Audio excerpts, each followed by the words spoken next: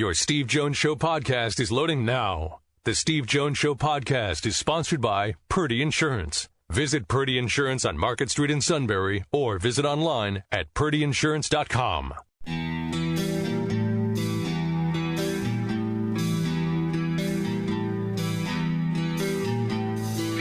Sports talk where your voice counts. This is the Steve Jones Show on Newsradio 1070 WKOK. Now from the Sunbury Motors Studio, here's Steve Jones.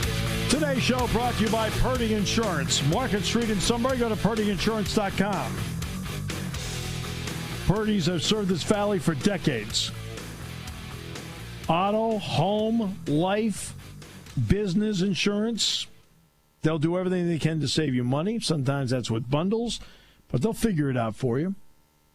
They'll make sure you're insured and save you as much money as possible. If there's ever a claim, they go to work as if it happened to them because customer service means everything. Also want to make sure your policies are updated all the time. Customer service, Purdy Insurance, words that go together perfectly. Market Street in Sunbury, go to purdyinsurance.com. We're in the Sunbury Motors Studio, Sunbury Motors, 4th Street in Sunbury, Sunbury Motors, Kia, routes 11 and 15 in Hummel's Wharf, and online at sunburymotors.com. Ford, Lincoln, Kia, Hyundai, great pre-owned inventory. Holidays are a great time to buy. There are great deals. Sunbury Motors, 4th Street in Sunbury, Sunbury Motors, Kia, routes 11 and 15 in Hummel's Wharf, and online at sunburymotors.com. Our play-by-play call of the day. The Chiefs rally late against the Raiders in Vegas. Robinson, Hardman to the right along with Kelsey. Darrell Williams, the lone setback. Raiders rush 4. Mahomes retreats. Steps up into the pocket. He throws it late for the end zone. Kelsey wide open. Touchdown! Kansas City. Why not? Mahomes to Kelsey again to take the lead on a 22-yard touchdown pass with 28 seconds to go. I can't believe Mahomes led a comeback. I never saw that coming. Shocking. I never saw that coming. I thought, wow, boy, this guy's got something to him. He's pretty good. That GM's pretty good, too. Yes, Brett Veach's done a great job. I mean, they can't defend the Little Sisters of the Poor, but offensively, he's got some... Who play in the NFL? Who plays great defense? I mean, does Baltimore play great defense? No. Does Kansas City play great defense? No. I mean, who plays great defense in the NFL? Pittsburgh's up there. Pittsburgh's good, but they're not great. They're good. I mean, they shut down Jacksonville. I think you need a different scale here. But nobody in the end, all the rules are designated toward the offense. And when you're watching games, okay, here's in the NFL. Look, I don't mind a lot of offense. That's fine, but there has to be some balance there about defenses. I mean, because nobody's playing great defense in the NFL. I mean, look at the Packers. You know, Aaron Rodgers does everything he can. Not going to be perfect, but the Packers are not really good defensively. The Colts aren't really that great defensively. I'm watching that game yesterday. I mean, Kansas City's not a great defensive team, you know. Let's be honest about it. They aren't. I mean, I didn't say they're awful or terrible. I've said they're not a great defensive team. That's the way it is. I mean, you last night they're putting up all they're like Pro Football Focus numbers, which they do now at the beginning, because that's Chris Collinsworth's company, PFF. And Chris Jones, I think, was ranked, 8th at his position. Everybody else was in the 30s, 40s. It's the way it is. I mean, they're not. Then there's your team. Do we want to go there? I want to give you an opportunity now to lament what you saw yesterday. I finally just, after all the text messages, I finally just turned the phone off. Well, I'm not even going to focus on the game itself, Steve. This is something that I tweeted out yesterday, and what, with the cardboard cutouts? I mean, there was that point. I thought I saw 2 of the cardboard cutouts put on ponchos. I thought, well, that's interesting. Yeah, because they were going to get not enough there. But it's time now for Jeffrey Lurie to really look in the mirror, take a good look in the mirror at where this organization has gone since it won a Super Bowl. To be this bad, this quickly, since winning a championship is a colossal failure. It's time to move on from the head coach, who's fully reached the Stu Nod level. It's time to move on from the GM, who has basically gone on a power trip since winning the Super Bowl by destroying this team's medical staff, which has caused all of these crazy amounts of injuries the last 3 seasons. He has not drafted well. And he continues to make questionable moves. And now you've got a head coach that has let things get so bad where the quarterback has regressed to amount of levels where I have never seen before. You're talking about a guy that went from an MVP type level in his second year, big part of the Eagles Super Bowl run, to go where he is right now, which he doesn't look like he has any clue or any confidence in himself whatsoever. Now, some of that is on him. I get it. But that's mostly on the head coach for A, letting him get that far, and then B, not helping him. Doug Peterson mentioned during his press conference last week, I want to get Carson Wentz to roll out a little bit more because he's more successful. I counted twice that happened in that game yesterday. I want to run the football more. Did it well in the first quarter. Got away from it after that. It's just the same things over and over, and it's time for Jeffrey Lurie to look in the mirror and make some big changes to this team, regardless of somehow they win this crazy bad division or not.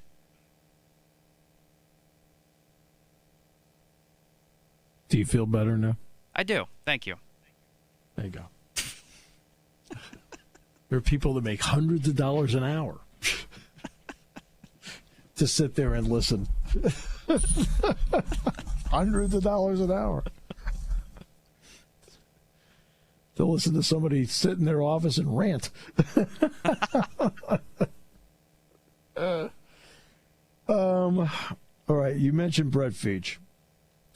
Brett Veach has done a brilliant job in the confines of the salary cap of coming up with solutions that keep Kansas City at or near the top of their game. He locked up his quarterback. He's got a fabulous tight end. Got speed all over the place. He's got speed everywhere. He knows he needs another running back to go with Clyde Edwards-Helaire. He gets Le'Veon Bell, who, by the way, fits in perfectly with what Kansas City is doing. They've had some issues up front with offensive linemen. One opted out. Right? He's been able to fill the breach. Now, again, defensively, they're kind of, they're doing the best they can, but they give up a lot of points. They literally under the category of, obviously to win a game you have to outscore somebody, but everyone knows in the context of slang, the Chiefs essentially have to outscore people to win. All right? But he's done a good job of filling gaps. The Eagles haven't done that. The Eagles have not done a good job of filling gaps where they have issues. Now, obviously, Carson Wentz is not Patrick Mahomes. But, Kansas City probably wouldn't mind having Miles Sanders. They wouldn't mind having that. I don't think there's a single Eagles wideout that the Chiefs would want. The Eagles have good tight ends, yet the Chiefs' tight end's better. And part of it is you can't fall into the trap of doing a couple things where you're acting like you know something that other people don't know, and you're smarter than they are. And a good example is the Jalen Hurts pick. That pick was a meaningful pick for this team, whether it was getting a key defensive player, another wide receiver, something. Okay, that was not the spot for a vanity pick. And this has nothing to do with Jalen Hurts as a player and nothing to do with Jalen Hurts the person. Nothing. It just turned out he's the person they picked. So I'm not railing in any way, shape, or form against Jalen Hurts, the player or the person. Zero. But I'm railing against the selection of position that the Eagles made. They had needs. They addressed some of it in the first round with Rager, the wideout from TCU. Now you get to the second round, that's another need round. Vanity picks usually take place in rounds 5 through 7. Maybe you can stretch it in round 4, but it's third day for a vanity pick. And to do it in the second round? Oh, no, I know it. We're smarter than everybody else. We know what we're doing. And to be honest with you, I don't know. You don't. Because sometimes you've got to stick to the basics.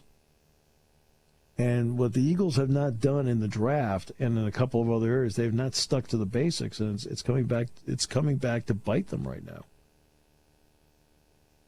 Now that's a more logical look as opposed to the fire everybody rant we just heard. I mean, I think in your rant, the only person that survived was Merrill. That's exactly right. I mean, I think you got rid of everybody else. The owner, the GM, the coach, the quarterback. There's only one guy left. It's Merrill and a couple of the secretaries. And even they were near your cut line. That's right. I mean, to be honest, Baker Mayfield, the Eagles' defense played decently yesterday. Baker Mayfield did not play well. No, he hasn't played well the last 3 weeks. It was a day where the Browns could be had, but they couldn't do it. So now you have all 4 teams in the division have 3 wins, correct? Yep, Eagles have a half-game lead on everybody else. So they're going to lose it temporarily, but probably for good on Thursday. Because of the tie with Cincinnati. Yeah. And by the way, how awful is that Joe Burrow got hurt? Oh. And by the way, it's torn ACL, torn MCL, plus other structural damage. Ugh. One of the products, somebody said to me, well, it's, the Bengals, it's they put nothing around them. Well, to be honest with you, the reason they drafted first overall is because they were the worst team in the league last year. Okay? When you draft first, it's normally because you're bad. Well, that quarterback's going to go to a bad team. Can you overcome that? A guy like Peyton Manning could overcome it. A guy like Ryan Leaf could not as the second overall pick. Andrew Luck could. RG3 got hurt. Now, the Washington moved up to get that pick. They were like, I think, the 7th pick? 8th pick? I think it was the 7th pick that year, and they moved up to 2 to get RG3. But those quarterbacks that get picked in the first couple of spots, they have a lot to overcome early because they're not going to good teams. Then you got some years where neither quarterback really is that great. Jameis Winston was first overall to Tampa Bay, Marcus Mariota second overall to Tennessee. Neither one of them is a good NFL quarterback. Neither of them. By the way, your guy Taysom Hill came through big. He did. Another guy you hate. It's unbelievable. I agreed with that pick, and I agree with him starting because they should start him. And then here's the interesting one. Now we're going to see how this plays out. But Justin Herbert, under the category of wow. Man, I know the LA Chargers aren't winning a ton of games right now, but you watch him play.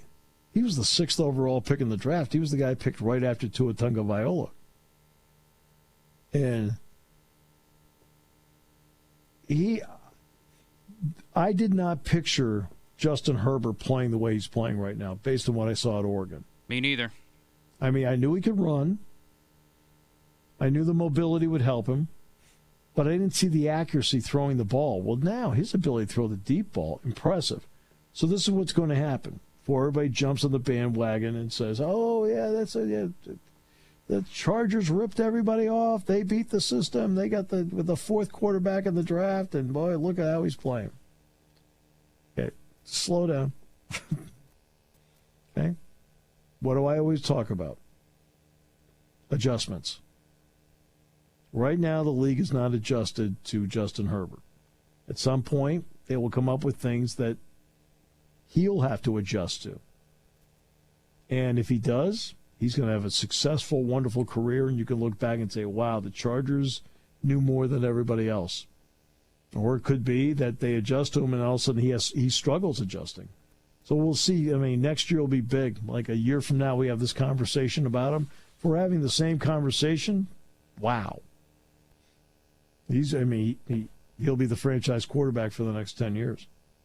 If he struggles having that conversation, then we start talking about the Jameis Winston, Marcus Mariota conversation. But as of right now, he's out of the gate playing beautiful football. Really, because of Red Zone, you get a chance to see some of this. He's been good. He has been really good. Roethlisberger's pretty good. Have you noticed that? Yeah, playing very well. It's great there in this state to have a franchise quarterback.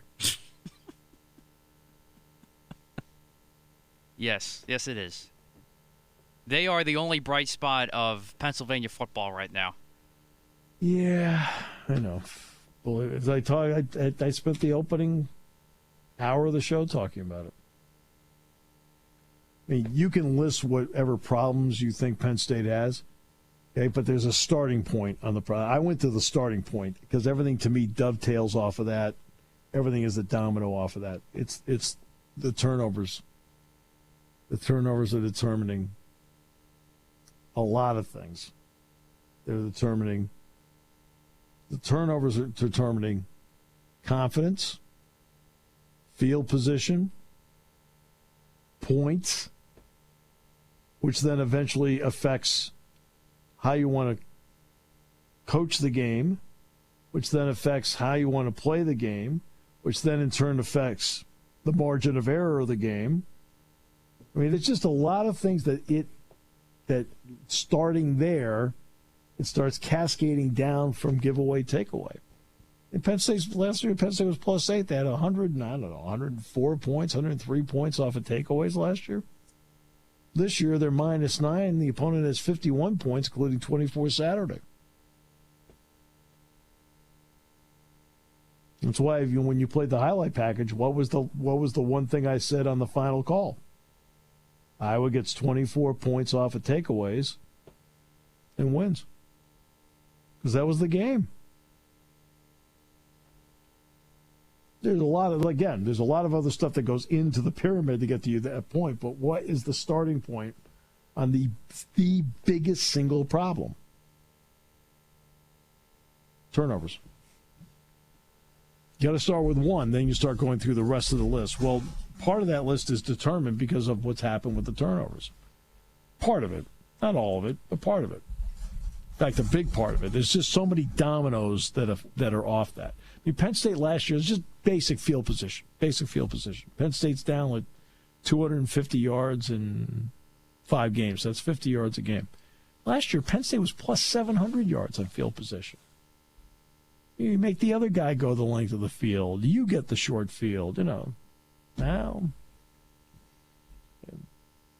some of these are good plays by the opponent. Some of these are absolute unforced errors. All right. Back with more in a moment. Here on Newsradio 1070 WKOK, brought to you by Purdy Insurance. When it comes to car buying, there's the other guy's way, and then there's the SMC way. The other guys force you into a vehicle you really don't want. The Sunbury Motors way lets you take the time you need to browse, ask questions, and take the test drive and think on it. For over 100 years, the Mertz family and all their employees have made your experience the most pleasant one you'll ever have. The other guys won't offer you the best price for your trade, no matter how much they say they will. The SMC way is their promise to provide you with the most money the market shows your vehicle is worth. The SMC way is to offer you all applicable factory rebates on new vehicles and generous discounts. Looking for a pre-owned vehicle? The SMC way checks each vehicle with a 200-mile radius to determine the lowest price, then beat it. It's the lowest price promise, just part of the SMC way. The choice is up to you, the other guy's way or the SMC way. The SMC way wins every time. Sunbury Motors Company in the North 4th Street Auto Plaza, Sunbury, and at sunburymotors.com. Selling more cars and satisfying more customers for over 100 years.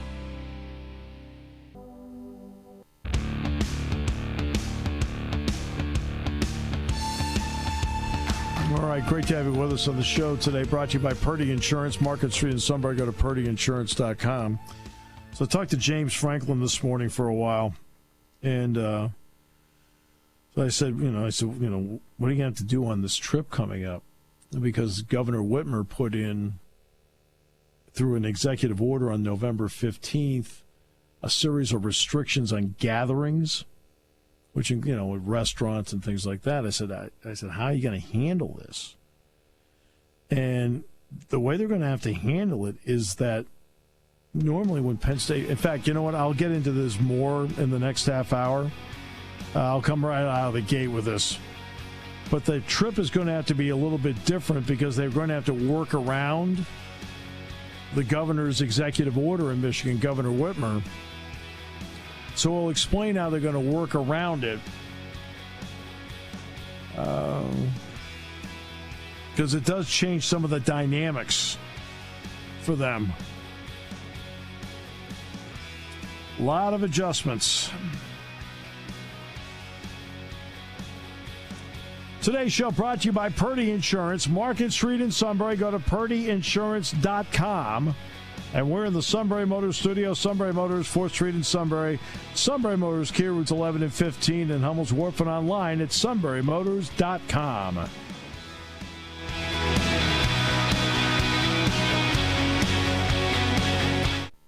Taking your calls at 800-795-9565. This is the Steve Jones Show on News Radio 1070 WKOK. Now from the Sunbury Motors Studio, here's Steve Jones. And today's show brought to you by our good friends at Purdy Insurance, Market Street in Sunbury. Go to purdyinsurance.com. Auto, home, life, business, whatever it may be. They will do everything they can to make sure that, A, you are insured and covered, and B, they want to do it in such a way where when it's all said and done, they can save you money. And that is all at Purdy Insurance. Market Street in Sunbury, go to purdyinsurance.com. These are great pros that are even better people. Just really terrific people. And I can't say enough good things about them. Great pros, great people. Pretty good combination. All at Purdy Insurance, Market Street in Sunbury. Go to purdyinsurance.com. And we are in the Sunbury Motors studio. Sunbury Motors, 4th Street in Sunbury. Sunbury Motors, Kia, routes 11 and 15 in Hummel's Wharf. And online at sunburymotors.com. Ford, Lincoln, Kia, Hyundai. Great pre-owned inventory. Great time to buy, too. Oh, yeah, great time to buy. Great deals. Holidays are a fun time to buy new vehicle. No getting around it. And it's all at Sunbury Motors, 4th Street in Sunbury. Sunbury Motors, Kia, routes 11 and 15 in Hummel's Wharf, and online at sunburymotors.com. Now, we thought it would be fun today for Matt that he had the opportunity to listen to somebody who feels exactly the same way he does. So with that, we were very thankful on this Thanksgiving week to bring in the outstanding Matt Leon from Philadelphia. Sir, welcome. Good to be with you. Always my pleasure. The Eagles yesterday, they understand that the guys with the dark jerseys were Cleveland, right? Yeah, that was ugly. I mean, I feel like every time I say this to you, it's not even just that they're bad, that they are, but they're boring and they're frustrating, and you get it's actually funny. I was actually thinking to myself on the first offensive drive of the game, wow, they are doing exactly what they're good at. They're moving the football. They're efficient. This is fun to watch. Almost 30 seconds after that thought was processed by my brain, Miles Sanders fumbled on the 4-yard line. Yeah. Like it was, they're just not good. Some bad breaks, but they do a lot of odd things. They do them over and over again. The quarterback's regressed. The defense is okay, but I feel like I say this to you every week. They don't really make a lot of plays. so they don't change games and help them steal points or steal possessions. And I mean, Doug Peters, it looks kind of lost right now. Like it's frustrating on all fronts. There's very little to get excited about. You feel like the only time they can win is within their division. I mean, that's the only shot that they have. Yeah, I mean, that Cleveland was not good yesterday. No. Like, Cleveland was not anything special. They were very pedestrian. Baker Mayfield missed a bunch of easy throws.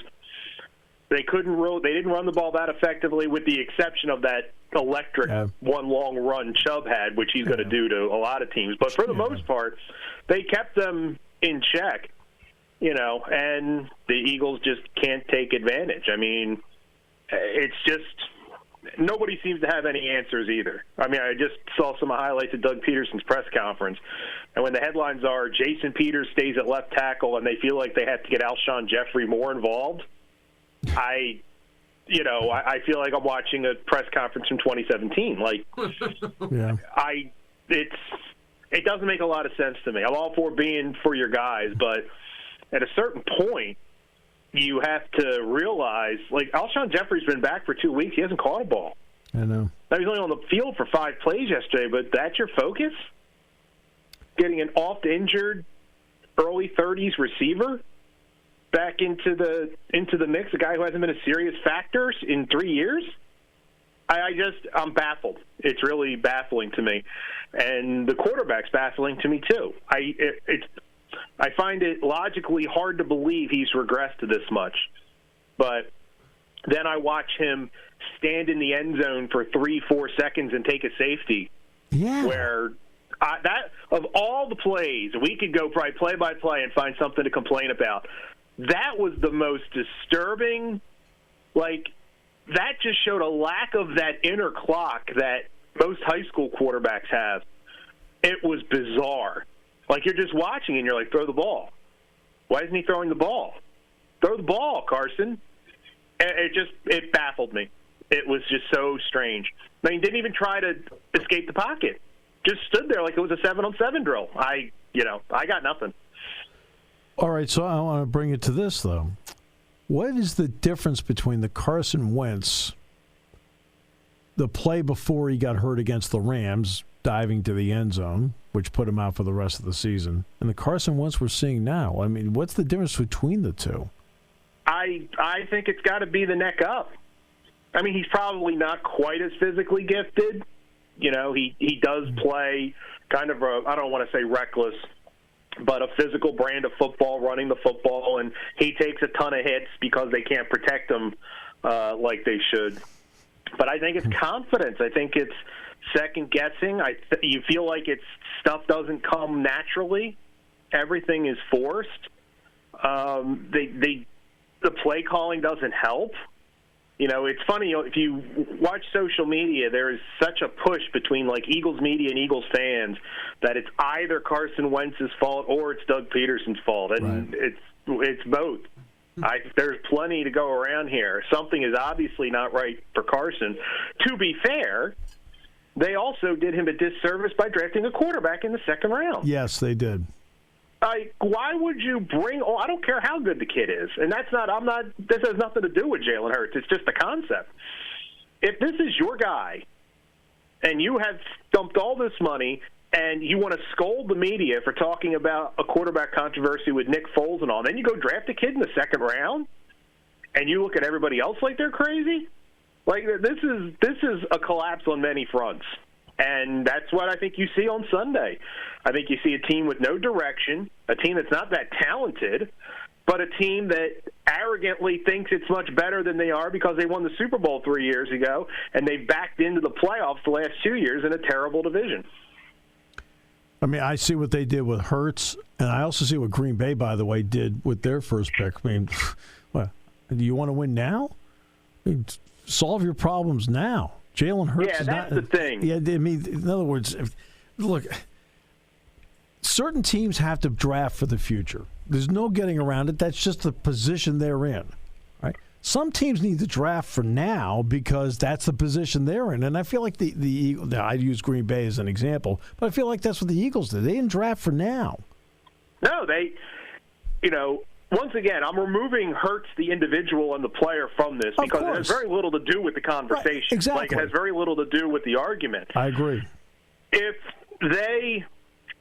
this was a team that had talent, the equivalent of, a Kansas City or a team that had high-level talent across the board, right. And you see a kid that you think really fits your scheme and is really talented and you think it's good value, I would still disagree with it, but I can understand your thought process. Sure. Like, we're in good shape. We think this kid can help, and if he can't, we can probably turn him around for twice what we paid for him. Sure. All right. This is a team that is leaking oil from multiple positions and has for multiple years. Yes. It's a team that is plugging in 38-year-olds who are future Hall of Famers in Jason Peters, but who can't play at that level anymore. Right. And they're plugging them in important positions. They're saying in press conferences after an awful loss like this that they have to get a guy like Alshon Jeffrey more involved. They have weaknesses all over, and you take a vanity pick in the second round instead of somebody, to your point, that could play today and raise the level of a position, and then you point the finger at everybody complaining as if they don't know what they're talking about. Right.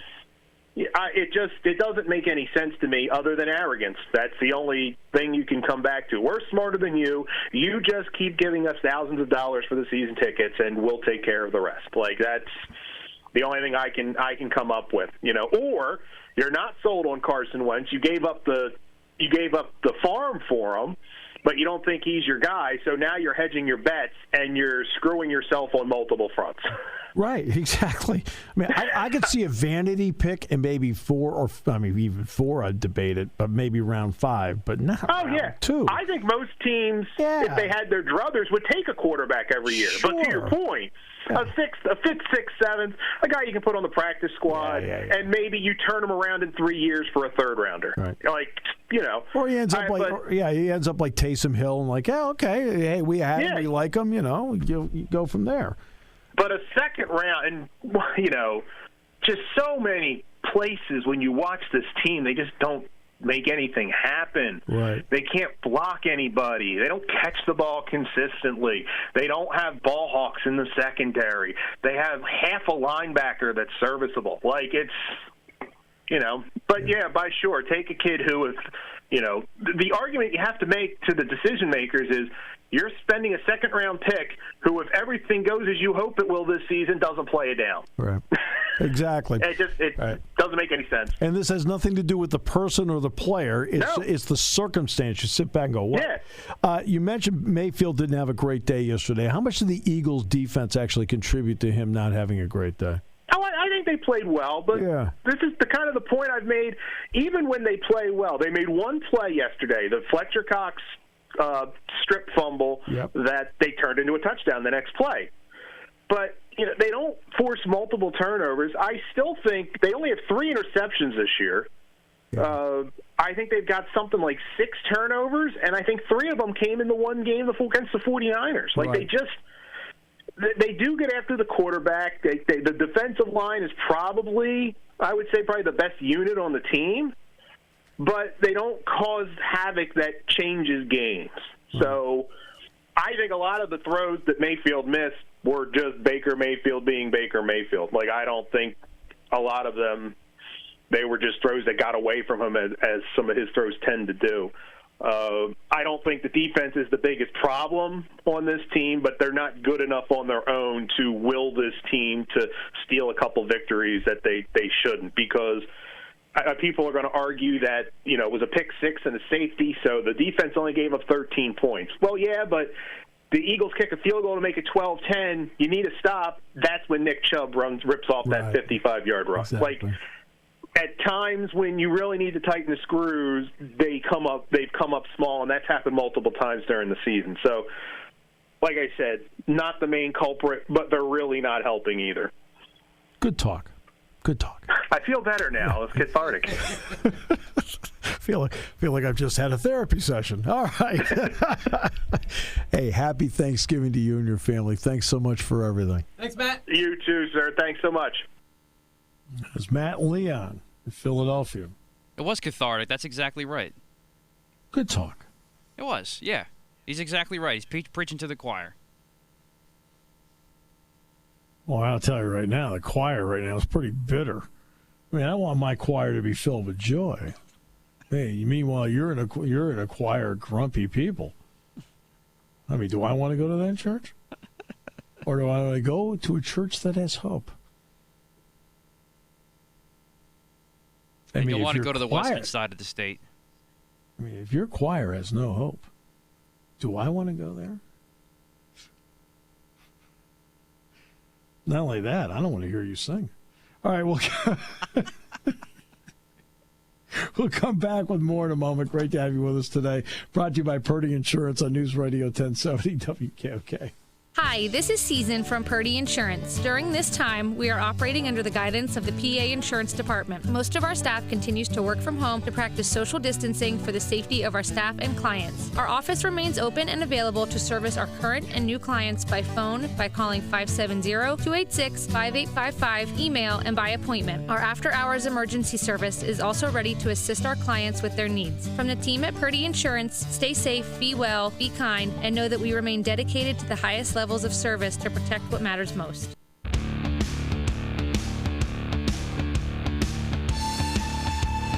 Please do whatever you can to help out. There's no such thing as I only gave donations. No such thing. Anytime you give to help out somebody else, you are doing so much. So there's no such thing as only, despite the rather cold presentation we just heard moments ago. He's on there. He's doing his thing, trying to act warm, and I felt like there was like storm warnings. I mean, all right, so whatever. But please do whatever you can to help out. People need it more than ever.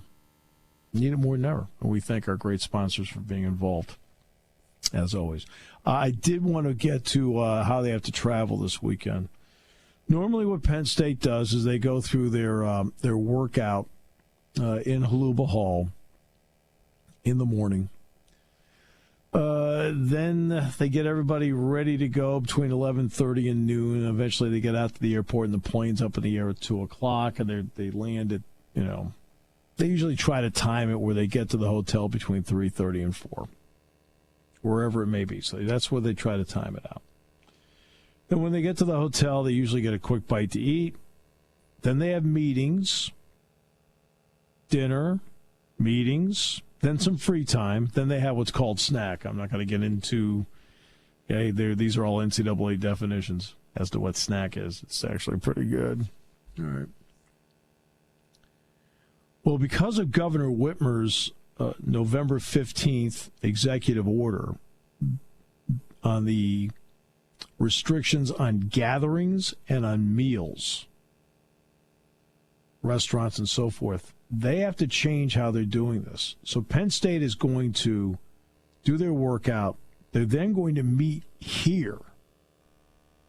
Then they're going to eat here. And then later they're just going to fly to Michigan so that when they get to Michigan, they'll have like a grab-and-go snack for them.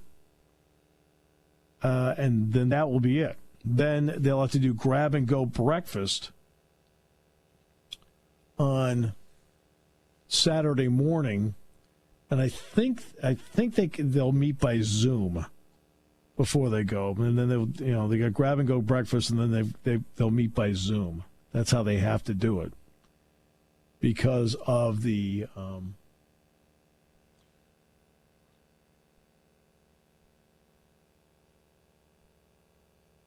because of what's been put in place.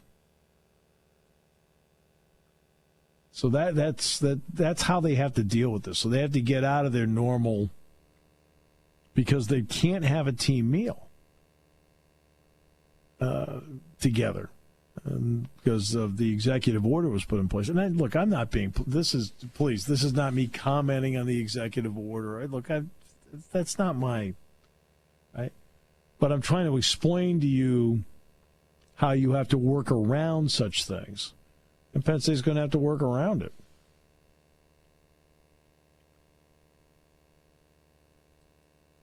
I mean, they're going to have to work around it.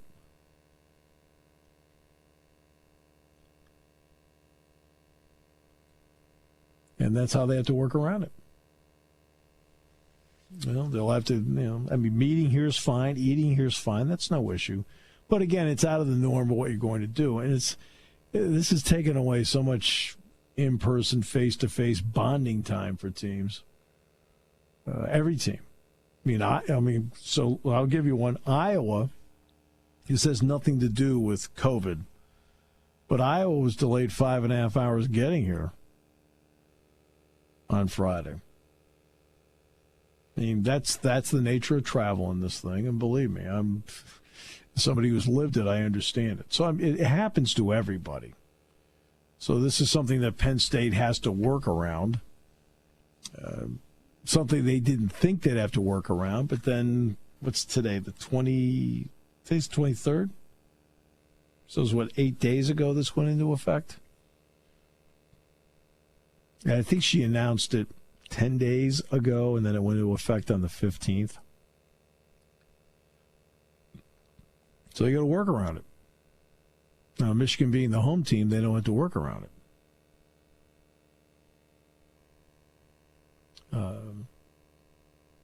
There aren't many advantages in this particular year being home and away. There are no fans there. But you still have to do the travel part, and you do have to work around what each state has. And I don't know what New Jersey is, which is next week. I don't know. And they actually have no indoor gatherings either. Yeah, okay. So they may have to do the same thing next week when they go to Rutgers. I know I've got to go there. Then I've got Virginia, and I've got to go to Michigan twice in 2 weeks. There you go. Because there's basketball too.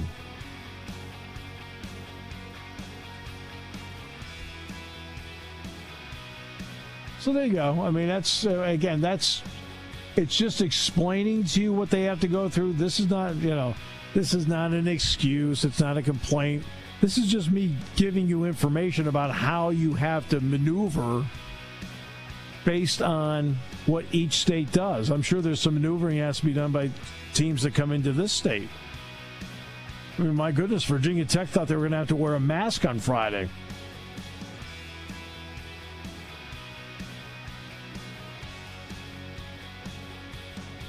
In fact, before the game, they were going to play the national anthem and then Faith Hill's Breathe. I'm scared. No? Bad joke?